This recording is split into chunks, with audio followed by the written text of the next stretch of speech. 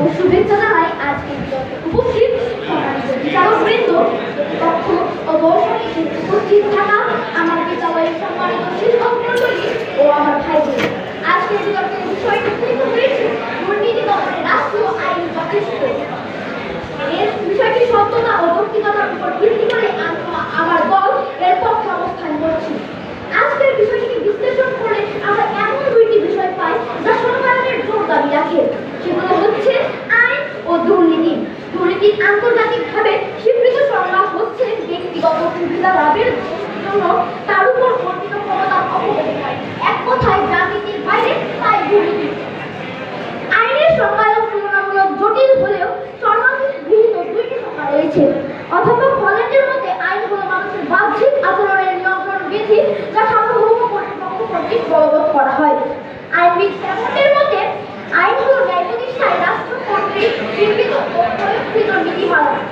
মাননীয় সভাপতি, আজকে আমার উদ্দেশ্য হয়তো তর্কের সাথে আইন ব্যতীত মানবতা, জনসচেতনতা ও এ ধরনের মাধ্যম দিয়ে দুর্নীতি দমনের কথা বলতে পারে। তবে মাননীয় সভাপতি, আমরা আত্মবিশ্বাসের সাথে বলতে পারি যে এই সকল মাধ্যম দুর্নীতি দমনের বিকল্প মাধ্যম মাত্র, কিন্তু এই সবেরই মূলে রয়েছে আইন। মাননীয় সভাপতি, আমাদের দেশে 40% মানুষ এখন দারিদ্র সীমার নিচে বসবাস করছে। এদের মধ্যে অনেকেই মনে করেন নগদ অর্থের বিনিময়ে সন্তানের শিক্ষা না দিয়ে তাদেরকে কাজকর্মের মাধ্যমে তাদেরকে স্বনির্ভর ও সচ্ছল করা সম্ভব। ফলে তারা শিক্ষা থেকে দূরে সরে যায়। আবার শিক্ষা না থাকলে মানবতা, জনসচেতনতা এগুলো কিছু জাগ্রত হবে না। কিন্তু প্রকৃতপক্ষে তেমনটা হয় না, বরং দেখা যাচ্ছে আমাদের দেশে দরিদ্র ঘরের সন্তানরাও বেশ ভালো অবস্থানে যাচ্ছে। তারা কি করে শিক্ষা লাভ করছে? মাননীয় সভাপতি, তারা শিক্ষা লাভ করেছে রাষ্ট্রীয় আইনের কল্যাণে। মাননীয় সভাপতি, যে আইন সামাজিক শিক্ষা পিতামাতার জন্য বাধ্যতামূলক করেছে এবং তাদের জন্য প্রাথমিক উচ্চ শিক্ষা পর্যন্ত বিনামূল্যে, সম্পূর্ণ এবং সরকারি সহায়তার মাধ্যমে শিক্ষা লাভের সুযোগ করে দিয়েছে, তাহলে আমরা কিভাবে বলতে পারি আইন ব্যতীত দুর্নীতি দমনের সব মাধ্যমের পেছনে আইনের সুবিধার কথা নয়? ইউনাইটেড নেশনস স্ট্যাটিস্টিক্যাল কমিশনের মতে পরিসংখ্যানে দেখা যায় 2010 থেকে আমাদের দেশে দুর্নীতি কমেছে প্রায় 21%। 2018 সালে যখন নিরাপদ সড়কের দাবিতে আমাদের ছাত্ররা রাজপথে এসে দাঁড়িয়েছিল, তখন তারা কাউকে জিজ্ঞাসা করেছিল লাইসেন্স কই। অর্থাৎ তারা আইনের বাস্তবায়নের মাধ্যমে আজকে নিরাপদ সড়ক এনে দিয়েছিল। মাননীয় সভাপতি, তখন তাদের প্রতিপক্ষ সেই শিক্ষার্থীদের আন্দোলনের পক্ষে রায় দিয়েছিল। তাহলে আজ কেন তাদের মানবিক বিচারের মানদণ্ড ভিন্ন দিকে ঢুকছে?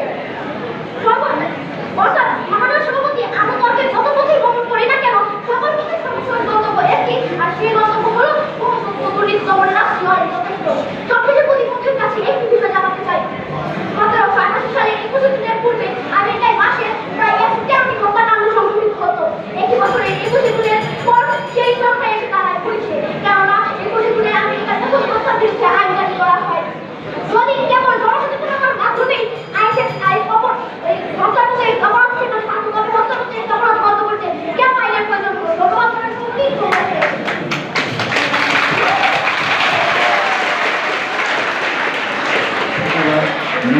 ধন্যবাদ।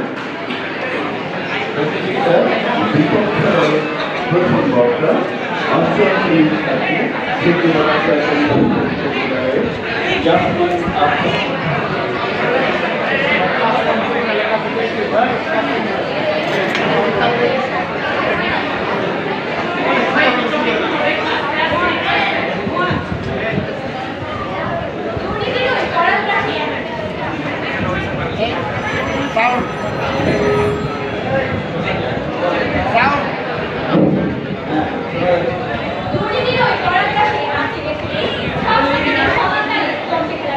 দেশের জনগণের নৈতিক মূল্যবোধের অভাবে বাংলাদেশ আজ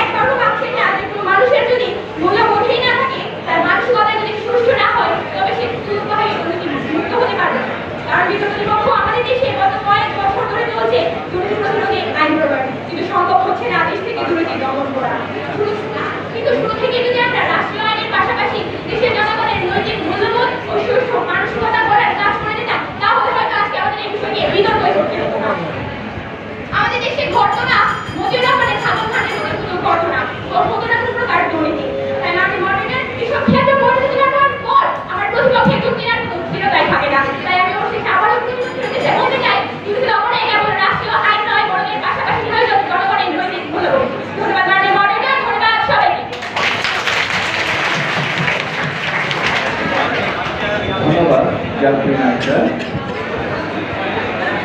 এবারে পক্ষ দলের দ্বিতীয় বক্তা আব্দুল আজিজ মোহাম্মদ আব্দুল্লাহ।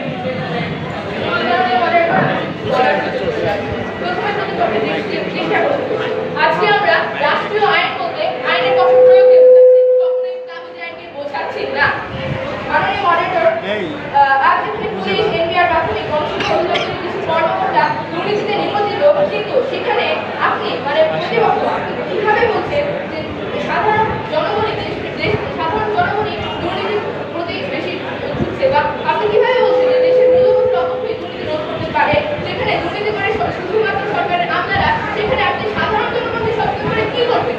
মাননীয় মডারেটর, প্রতিপক্ষ দলের প্রথম বক্তা আরো বলেছিলেন যে দেশের দুর্নীতির অবক্ষয়ের কথা, অবক্ষয়ের কথা, কিন্তু যেখানে আমরা একটি দেশ, যেখানে আমরা নারীর বিনিময়ে আমরা স্বাধীনতা অর্জন করেছি, সেখানে আমাদের কিভাবে দুর্নীতির অবক্ষয় থাকে সেটি আমাদের বোধগম্য হচ্ছে না। মাননীয় মডারেটর, এবার একটু তথ্য দিকে আসা যাক। বিরোধী দৈনিক প্রতিবেদন 2024 সালের 28 জুনের একটি প্রতিবেদনে বলা হয় যে পুলিশের মহাপরিদর্শক বেনজির আহমেদ, তিনি কিনা 519টি ফ্ল্যাট দখল করেছেন এবং তিনি 7 কোটি টাকার অবরুদ্ধ হয়েছে। কারণ মডারেটর, এখানে বেনজির আহমেদ যে পুলিশের মহাপরিদর্শক ছিলেন, তিনি কিভাবে সেই করেছেন? কারণ আইনের কঠোর প্রয়োগ হচ্ছে না। এখানে আমরা দেখতে পাই যে মতিউর রহমানের দুর্নীতির কাণ্ড, যেখানে আমরা দেখতে পাই যে কাজী ফয়সালের দুর্নীতির কাণ্ড বেড়ে চলেছে, সেখানে কিভাবে নৈতিক অবক্ষয় আনতে পারে? মাননীয় মডারেটর, দৈনিক প্রতিবেদন 2024 সালের 30 জুন এনবিআরের সাবেক সচিব মতিউর রহমান একটি সাক্ষাৎকারে বলেন যে দুর্নীতিবাজরা এখন অনেক বেশি ক্ষমতাবান। আগে ব্যক্তি দুর্নীতি করতেন, এখন সেটি প্রাতিষ্ঠানিক রূপ পেয়েছে। ঘুষ দুর্নীতির বিরুদ্ধে রাষ্ট্রের নিয়ন্ত্রণ ভুলে গেছে। মাননীয় মডারেটর, টিকু বিচার প্রণালীগুলো আমি একটু ছোট উদাহরণ দিচ্ছি। একটি দেশে পুলিশের মহাপরিদর্শক যখন দুর্নীতি করেন, ঠিক তখনই তার পক্ষে সাফাই গিয়ে পুলিশ অ্যাসোসিয়েশন সংবাদ মাধ্যম যারা দুর্নীতির পক্ষে খবর প্রকাশ করে তাদের বিরুদ্ধে বিবৃতি দেয়। ঠিক তখন প্রশ্ন আসতে বাধ্য হয় যে দুর্নীতিকে আদৌ পুলিশের মহাপরিদর্শক একাই করছেন, নাকি সেই পুরো সংগঠনটি দুর্নীতিগ্রস্ত? মাননীয় মডারেটর, আমরা দেখতে পাই যে মাননীয় মডারেটর, দুর্নীতির বিরুদ্ধে তথা দুর্নীতি বাংলাদেশে রোধ করার জন্য আমি এবং আমার দল তিনটি বিষয়ের প্রতি সবচেয়ে বেশি জোর দিচ্ছি। এক, গার্ড কার্ড যারা দুর্নীতি করে, তাদের যারা সাহায্য করে, তথা ইংরেজিতে এনিমার্স, সেই দুর্নীতিবাজদের প্রকাশ্যে শাস্তি প্রদান এবং চাকরি অব্যাহতি। 2, কঠোর আইনের বাস্তবায়ন। 3, আইনের জনসম্পৃক্ততা সর্বস্তরে প্রচলন ও আমলাতন্ত্রের ডাকুয়াদেরকে চিহ্নিত করা। মানে মডারেটর, এই 3টি বিষয় যদি আমরা আমাদের সমাজে পুঙ্খানুপুঙ্খভাবে বাস্তবায়ন করতে পারি, তাহলে হয়তো আমাদের বাংলাদেশটা দুর্নীতি থাকবে না। মাননীয় মডারেটর, আজকে আমাদের সমাজে রন্ধ্রে রন্ধ্রে যে দুর্নীতি, তা দেখে কবি লুৎফর রহমানের কবিতা সম্পাদনা করে পড়তে আমি বাধ্য হলাম। আব্দুল হাই করে খাই খায়, এক্ষুনি খেয়ে বলে কিছু খায়, টাকা খায়, ফ্ল্যাট খায়, জমি খায়, টাকা আবার বাসিও খায়, ঘুষ খায়, ব্যাংক খায়, টিভি প্রোগ্রাম খায়। আমার মডারেটর, আমরা যদি এই আব্দুল হাইদের শনাক্ত করতে পারি এবং সরাসরি আইনের কঠোর প্রয়োগের মাধ্যমে যাতে শাস্তি প্রদান করি, তাহলে সম্ভব সুস্থ সুন্দর দুর্নীতি করতে পারবে। ধন্যবাদ মাননীয় মডারেটর, ধন্যবাদ।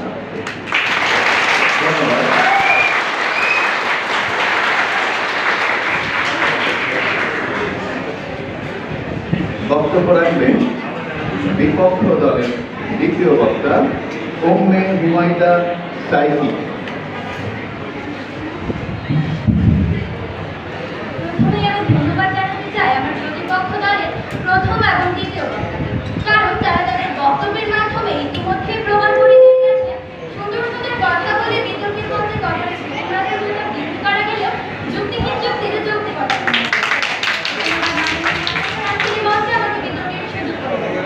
আজকের বিতর্কের বিষয় নির্ধারণ করা হয়েছে দুর্নীতি দমনের রাষ্ট্রীয় আইনি যথেষ্ট। অত্যন্ত যুক্তিযুক্ত কারণে আমি এবং আমার দল এর বিপক্ষে অবস্থান করছি। আমরা বলছি দুর্নীতি দমনের রাষ্ট্রীয় আইনি যথেষ্ট নয়, বরং এর পাশাপাশি জনগণের মানবিক নৈতিক মূল্যবোধের জরুরি। মাননীয় মডারেটর, আমার দলের প্রথম বক্তা ইতিমধ্যে আমাদের পক্ষে যুক্তি দিয়ে গেছে। মানব সভ্যতার বিকাশে ও বৈষম্যমুক্ত সমাজ গঠনে দুর্নীতির প্রধান অপরাধ। বর্তমানে বাংলাদেশে ঘুষ গ্রহণ, অর্থ পাচার ও স্বজনপ্রীতির মতো নানা দুর্নীতি সংঘটিত হচ্ছে। তার মধ্যে সবচেয়ে বেশি সংঘটিত হচ্ছে ঘুষ আদান প্রদানের ঘটনা। মাননীয় মডারেটর, আমরা জানি এক হাতে কখনো তালি বাজে না। এদেশের সাধারণ মানুষের মধ্যে যদি নৈতিক মূল্যবোধের শিক্ষা গড়ে উঠত, তাহলে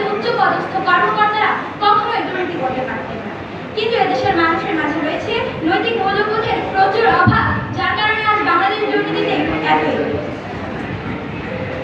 যদি দুর্নীতিকারীদের মধ্যে নৈতিক মূল্যবোধের শিক্ষা গড়ে উঠত, তাহলে দুর্নীতি করার পূর্বে এক মুহূর্তের জন্য হলেও তাদের বিবেক নাড়া চলত।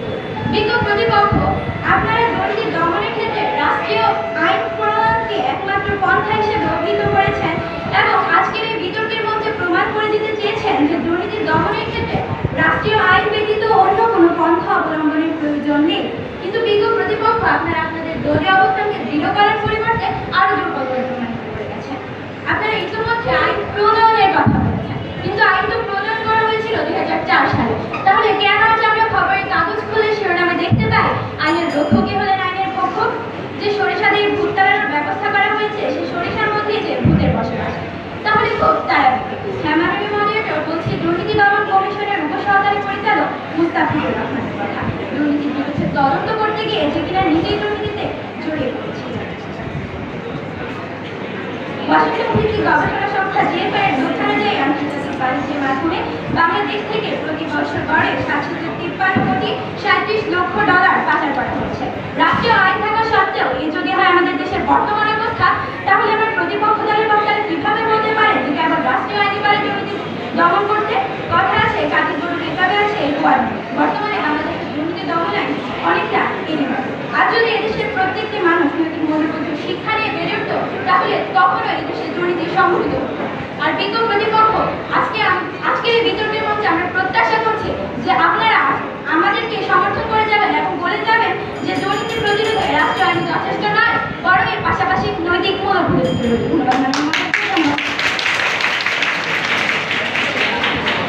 ধন্যবাদ। বক্তব্য রাখবে পক্ষ দলের দলনেতা এহসানুল হক কাপু। স্ক্রিপ্ট রিডিং এ যদি হতো বিতর্কের মূল বিষয়, তাহলে হয়তো আজকে আমাদের বিতর্কে আসতে হতো না। আমার প্রতিপক্ষ বিনা প্রতিযোগিতায় জিতে যেতেন। ধন্যবাদ মাননীয় সভাপতি, ধন্যবাদ সভাপতি। আজকের এই মধ্যে আমাকে আমার বক্তব্য উপস্থাপনের সুযোগ করে দেওয়ার জন্য। ইতিমধ্যে আমাদের দলের প্রধান বিদ্রোহী বিষয়টির পক্ষে আমাদের অবস্থান ব্যক্ত করতে পেরেছেন। আমি দলনেতা হিসেবে আমার তথ্য বার্তার মাধ্যমে বিষয়টির পক্ষে আরও কিছু যুক্তি দিয়ে দেব।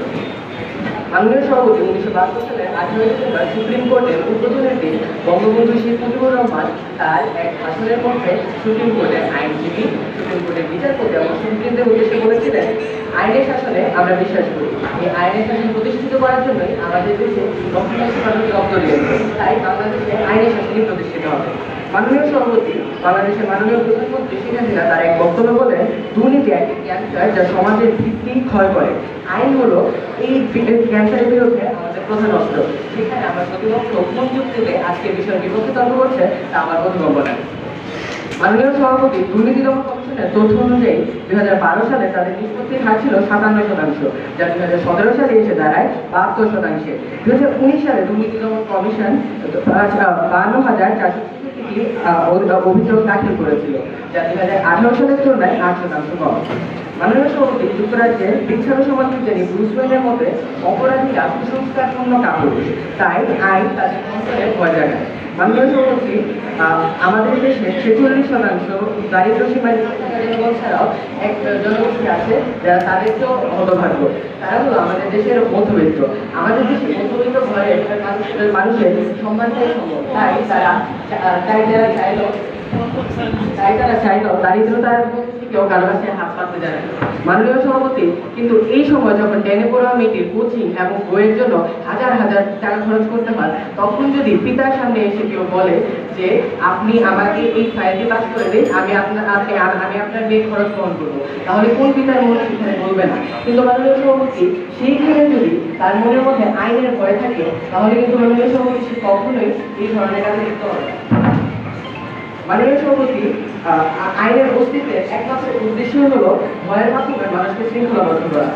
প্রথম হলো যেখানে অনলাইন থেকে নিজেকে দূরে রাখতে পারিনি, সেখানে আমরা কি। তাই আমাদের সমাজের অন্যতম সেরা মানুষদেরকে নিয়ে গঠিত হয়েছে আমাদের আইন পরিষদ, এবং সেই আইন পরিষদের প্রণীত আইনে চলছে আমাদের সমাজ। ঠিক এমনইভাবে আইনের প্রয়োগ এবং বাস্তবায়নের মাধ্যমে হয়তো বাংলাদেশে একটি দুর্নীতির শব্দটি থাকবে না। মাননীয় সভাপতি, মানুষ মানবিকভাবে উন্নত হয়ে নিজেকে দুর্নীতি থেকে দূরে রাখতে পারে।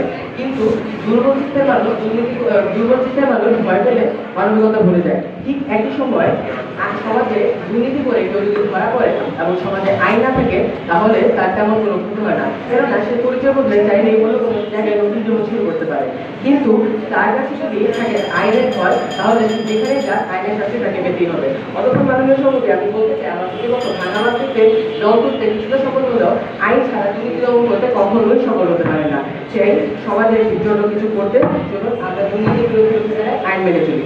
মাননীয় সভাপতি, ধন্যবাদ সভাপতি।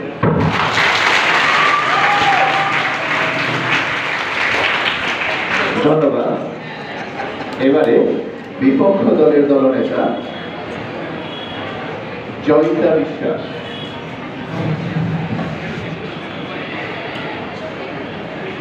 দুর্নীতি দমন কমিশন কর্তৃক আয়োজিত আজকের মাননীয় মডারেটর বিজ্ঞ বিচারক মণ্ডলী, আমার পক্ষ ও বিপক্ষ দলের বন্ধুরা এবং আপনারা যারা শুনছেন সকলকে আমার এবং আমার দলের পক্ষ থেকে শুভেচ্ছা ও অভিনন্দন। দেশের প্রতিটি ক্ষেত্রে যখন আজ দুর্নীতিতে জর্জরিত, দুর্নীতির দুর্বার গতির কারণে আমাদের দেশের উন্নয়ন যখন আজ প্রশ্নবিদ্ধ, ঠিক সেই সময় দাঁড়িয়ে আজকে আমাদের বিতর্কের বিষয় নির্ধারণ করা হয়েছে দুর্নীতি দমনে রাষ্ট্রীয় আইনই যথেষ্ট। আমি এবং আমার দল প্রমাণ করে দিয়ে যাবো যে দুর্নীতি দমনে রাষ্ট্রীয় আইনই শুধুমাত্র যথেষ্ট হতে পারে না, এর পাশাপাশি আমাদের দরকার নৈতিক মূল্যবোধের। মাননীয় মডারেটর, লক্ষ্য করুন, আমরা কখনোই বলছি না যে দুর্নীতি দমনে আমাদের রাষ্ট্রীয় আইনের প্রয়োজন নেই। অবশ্যই আমাদের রাষ্ট্রীয় আইনের প্রয়োজন আছে, কিন্তু তার পাশাপাশি আমাদের দরকার নৈতিক মূল্যবোধের, যে বিষয়টি আমার প্রতিপক্ষ বারবার এড়িয়ে যাওয়ার চেষ্টা করছেন। মাননীয় মডারেটর, আজ যদি আমরা বৈশ্বিক প্রেক্ষাপটের দিকে লক্ষ্য করি, তাহলে দেখতে পাই আমাদের বিশ্বে এমনও দেশ আছে যে দেশে নেই কোনো জেলখানা, এমনকি যে দেশে নেই কোনো অপরাধীও। সে দেশের মানুষ মনে করে, সে দেশের সরকার মনে করে, তাদের জনগণ যদি জেলখানায় বসে থাকে তাহলে তাদের অর্থনৈতিক ক্ষতি হবে। তাই তাদের শাস্তি দেওয়ার পরিবর্তে তাদের উন্নত জীবনযাপনের সহায়তা করার জন্য ব্যবস্থা করা হয় পুনর্বাসনের, এবং এই ব্যবস্থার মাধ্যমে উইকিপিডিয়ার তথ্য মতে 2018 সালে নেদারল্যান্ডের অপরাধীর সংখ্যা নেমে আসে অর্ধেকে। তাদের দুর্নীতি পরিস্থিতির এই আমূল পরিবর্তন সম্ভব হয়েছে তাদের নৈতিক মূল্যবোধের প্রভাবে। লক্ষ্য করুন মাননীয় মডারেটর, এটা কিন্তু সম্ভব হয়নি কোনো কঠোর বিধিনিষেধ বা কঠোর আইনের মাধ্যমে, এটা সম্ভব হয়েছে তাদের নৈতিক মূল্যবোধের কারণে। মাননীয় মডারেটর, আমরা যদি আমার প্রতিপক্ষ বন্ধুদের বলে যাওয়া দুর্নীতি দমনে রাষ্ট্রীয় আইনগুলোর দিকে লক্ষ্য করি, তাহলে দেখতে পাই আমাদের দেশে নানা সময়ে প্রণয়ন করা হয় নানা ধরনের রাষ্ট্রীয় আইন। এর মধ্যে উল্লেখযোগ্য হল সাক্ষ্য আইন 1872, সংশোধনী 2022, দুর্নীতি দমন কমিশন নীতিমালা 2007, সংশোধনী 2019, মানি লন্ডারিং প্রতিরোধ আইন 2012, তথ্য অবমুক্তকরণ আইন 2011, দুর্নীতি দমন কমিশন আইন 2004 সহ আরো নানা ধরনের আইন। মাননীয় মডারেটর, এত সকল রাষ্ট্রীয় আইন প্রণয়ন করার পরও আমাদের দেখতে হয় অর্থ পাচার, মানি লন্ডারিং, কালো টাকার পাহাড় সহ ছাগল দানের মতো ঘটনা। কেন মাননীয় মডারেটর? এর কারণ হলো যারা আইন প্রণয়ন করছেন এবং যারা আইন বাস্তবায়ন করছেন তাদের মধ্যে থেকে যাচ্ছে নৈতিক মূল্যবোধের অভাব। মাননীয় মডারেটর, নৈতিক মূল্যবোধ এবং রাষ্ট্রীয় আইনের যৌথ প্রচেষ্টার মাধ্যমে আমরা করতে পারি দুর্নীতি দমন। কখনোই কেবলমাত্র রাষ্ট্রীয় আইনের দ্বারা সম্ভব নয় দুর্নীতি দমন। মাননীয় মডারেটর, আমরা যদি সাম্প্রতিক সময় দেখা একটি দুর্নীতির দিকে লক্ষ্য করি, তাহলে দেখতে পাই সিন্ডিকেটের মাধ্যমে প্রতিনিয়তই দ্রব্যমূল্যের ঊর্ধ্বগতি হচ্ছে, কিন্তু রাষ্ট্রীয় আইন এবং রাষ্ট্রীয় আইনগুলোর মধ্যে মোবাইল কোড বা আইন প্রণয়ন করে বা ভ্রাম্যমাণ আদালতের মাধ্যমেও রোধ করা সম্ভব হচ্ছে না দ্রব্যমূল্যের ঊর্ধ্বগতি। কেন মাননীয় মডারেটর? কারণ আমাদের সর্বস্তরের জনতার মধ্যে রয়েছে নৈতিক মূল্যবোধের অভাব। এই কারণেই আমরা বলতে চাই রাষ্ট্রীয় আইন কখনোই হতে পারে না দুর্নীতি দমনে যথেষ্ট, এর পাশাপাশি আমাদের প্রয়োজন নৈতিক মূল্যবোধের। ধন্যবাদ মাননীয় মডারেটর, ধন্যবাদ সবাইকে।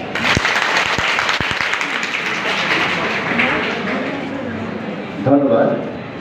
আমরা বক্তাদের বক্তব্য শুনলাম। এবারে দুর্নীতি খণ্ডন পর্যায়ে পক্ষ দলের দলনেতাকে কিছু বলতে বলছি। একসাথে বক্তব্য।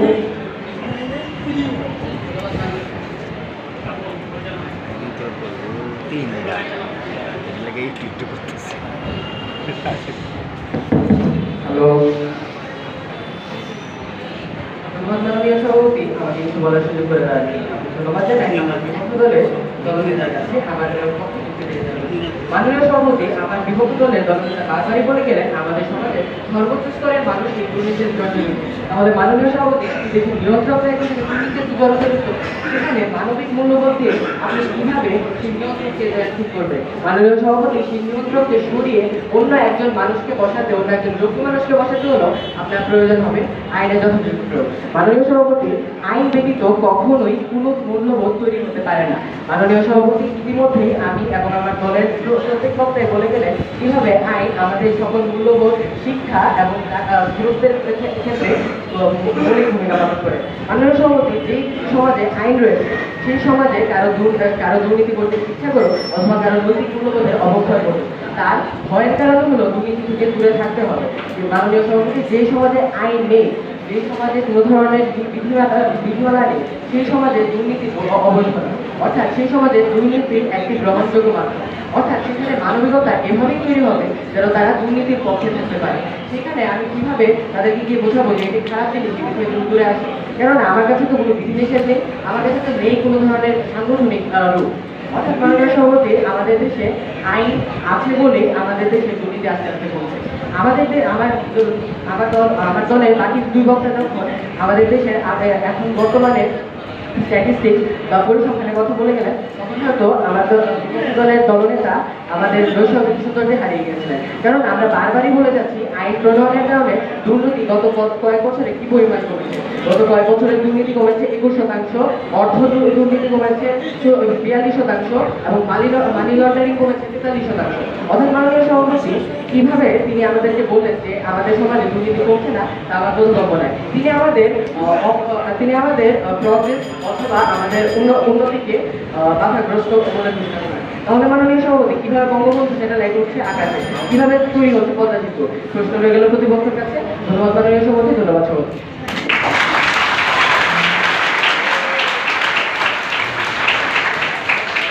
ধন্যবাদ। বিপক্ষ দলীয় দলনেতা জয়িতা বিশ্বাস।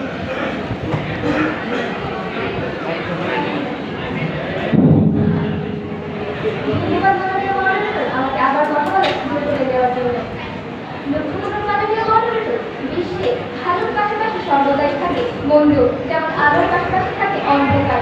আমি প্রতিপক্ষকে এই কথাটাই বলতে চাই। আমরা কখনোই বলছি না যে আমাদের দেশের কোনো দুর্নীতি সর্বক্ষেত্রে দুর্নীতিগ্রস্ত।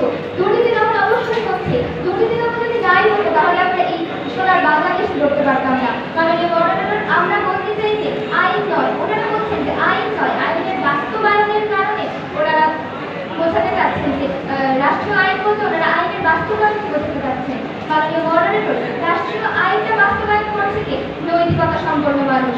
মাননীয় মডারেটর, ওনারা বলছেন রাষ্ট্রীয় আইন বাস্তবায়ন, সেই রাষ্ট্রীয় আইন বাস্তবায়নটাই তো হচ্ছে নৈতিক মূল্যবোধের প্রভাবে। যদি নৈতিক মূল্যবোধই না থাকতো তাহলে কে করতো এই রাষ্ট্রীয় আইন বাস্তবায়ন? মাননীয় মডারেটর, আমার বিপক্ষ দলের প্রথম দলনেতা যে বললেন বঙ্গবন্ধু শেখ মুজিবুর রহমান বলেছেন প্রধান অস্ত্র হলো আইন। প্রধান অস্ত্রটি মাননীয় মডারেটর, অস্ত্রের ক্ষমতা প্রকাশ পায় তার প্রয়োগে। সেই প্রধান অস্ত্রটি প্রয়োগ করার মতো নৈতিকতা সম্পন্ন মানুষ যদি না থাকে তাহলে কে করবে সেই অস্ত্রের প্রয়োগ?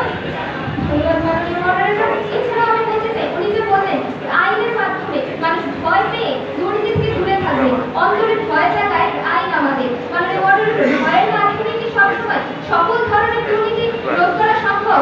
তাহলে আমাদের দেশে বড় বড় কর্মকর্তারা যে করছেন, ওনারা কি জানেন না যে এই দুর্নীতির প্রয়োগ কি বা এই দুর্নীতির ফল কি? ধন্যবাদ মাননীয় মডারেটর, ধন্যবাদ সবাই।